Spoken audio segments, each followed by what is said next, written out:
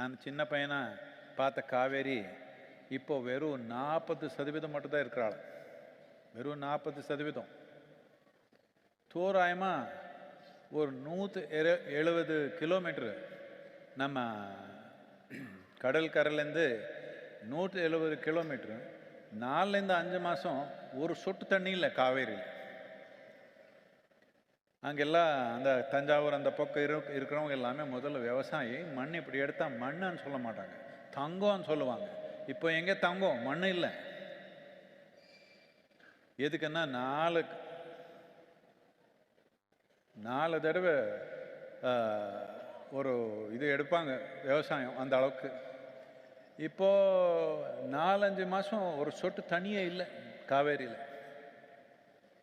சண்டை போட்டுக்கலாம், இந்த மாநிலத்துக்கு அந்த மாநிலத்துக்கு சண்டை போட்டுக்கலாம். இது இப்படி தான் நான் அவர் கூட பேசுகிறப்போ நான் அதான் சொன்னேன். இது எப்படின்னா 2 நாய் கூட எதுக்கு சண்டை போடுதுன்னா, ஒரே ஒரு எலும்பு இருக்குது, அப்போ 2 நாய் சண்டை போட்டுக்குது. 2 எலும்பு இருந்தால் 2 சாப்பிட்டுக்கு தானே சுகமா.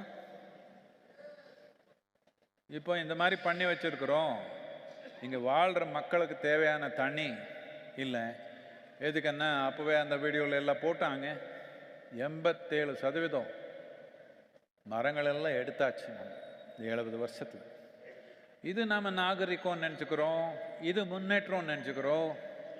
இது எப்படின்னா நம்ம கலாச்சாரத்தில் ஒரு கதை இருக்குது.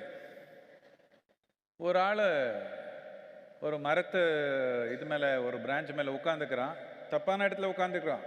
மரம் இங்கே இருக்குது, இவன் இங்கே உட்காந்துருக்கிறான், இங்கே வெட்டுறான். ஜெயிச்சிட்டான்னா கீழே விழுந்துருவான்.